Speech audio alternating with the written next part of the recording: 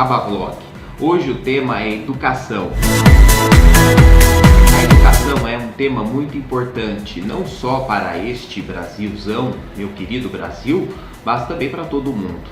A educação, ela vai mais além do que a gente ouve falar na televisão ou do que a gente aprende na escola. Ela tem muitas fases. A primeira fase da educação é quando você começa a ler e a escrever, principalmente a escrever. Sem escrever você nunca vai conseguir chegar a lugar nenhum na vida. Ler também é importante, as duas coisas andam juntas, ler e escrever. Você vai escrever para uma outra pessoa ler, e assim é. Você começa usando os elementos importantes que são lápis. Você também vai usar para fazer desenhos. Algumas pessoas vão descobrir o seu destino no desenho e vão fazer as suas carreiras nessa bela arte da vida. Você, criança, não pode reclamar de querer ir para a escola. Sua mãe quer que você aprenda para você ter boas notas, ter sempre merecimento de ter as melhores coisas da vida, porque você sabe, a educação também é uma troca. Você indo bem na escola, sua mãe vai te dar todos os brinquedos que você pedir, enfim, você será uma criança muito mais feliz. Quando a criança, a educação permite que ela imagine, dá asas à imaginação. Na leitura, ela consegue imaginar o seu mundo e coloca isso num desenho. A próxima fase da educação vem através dos livros. Além dos livros que contêm histórias infantis, quando a criança já está um pouco crescidinha, ela passa a usar livros didáticos. Os livros didáticos são importantes porque são dados pelo governo e você não pode jogar eles fora durante o tempo que você estiver usando.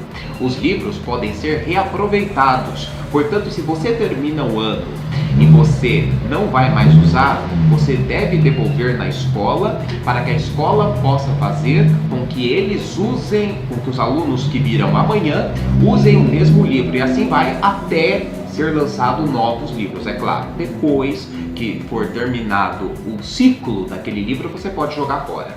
Tem que ser assim porque os livros não estão sendo atualizados todos os anos, apenas quando se há novas informações. Isso no caso de algumas matérias como história, geografia e também às vezes para não ficar muito antigo, né, falando em outros assuntos. Por isso que na educação, leitura e escrita sempre andam juntas. Começa por aí. A educação, é claro, não é só isso. Começa em casa, começa com o pai, com a mãe. E você precisa levar isso para a escola já dentro da sua memória, da sua imaginação, para você poder respeitar quem está na sala de aula ensinando a vocês. Educação também, depois de você ter crescido um pouco mais, vira o acesso às informações. Você vai entender todas as informações, notícias que você recebe do Brasil, do mundo, da sua região, através do que você aprendeu. Você vai utilizar história, geografia, matemática, ciências. Vocês que gostam de ler, vocês que gostam de analisar notícias, saibam que todas as notícias têm sempre alguma coisa dessas matérias. Estatísticas, pesquisas eleitorais, enfim, tem matemática, a leitura tem o português por si só, ciências quando fala sobre alguma coisa da natureza, quando fala de animais em extinção, enfim, tudo tem a educação envolvida. A educação não pode ser também doutrinada para um determinado lado. Ela deve ser livre. Todas as informações devem ser dadas da maneira correta e não a ponto de fazer com que o aluno saia da escola manipulado. Isso é errado. Há muito no Brasil disso e que precisa ser cancelado. Tem muitas pessoas que gostam de doutrinar para um lado ou para o outro. A informação neutra é que deve ser dada e o quanto mais correta possível. A pessoa deve ter uma posição política, sim, mas não pode passar para a criança, porque senão pode ser prejudicial para a sua evolução enquanto ser humano. Mas o mais importante é que nenhuma dessas ferramentas que eu disse para vocês vai substituir o mais importante, que é o que o aluno tem que respeitar, a pessoa que o aluno tem que respeitar dentro da sala de aula, que é o professor. Por si só, os educadores também precisam sempre estar em harmonia uns com os outros, pois professores têm os seus comandados, que são coordenadores, e os coordenadores têm quem o comanda, que são os diretores. Esses precisam estar sempre juntos, trabalhando para a união de todas as pessoas em busca de um só bem: a educação sempre. Educação e formação. Formação sem educação ou educação sem formação fica algo meio sem pé nem cabeça. É importante que não haja rivalidades entre profissionais do meio. Os profissionais da educação devem ser mais unidos do que nunca. O fato da educação estar fracassando no Brasil, e por ela ser uma farsa muitas das vezes, é porque os educadores, por terem opiniões opostas ou por algum motivo não terem ido com a cara do outro, acabam tomando caminhos diferentes. Isso não pode.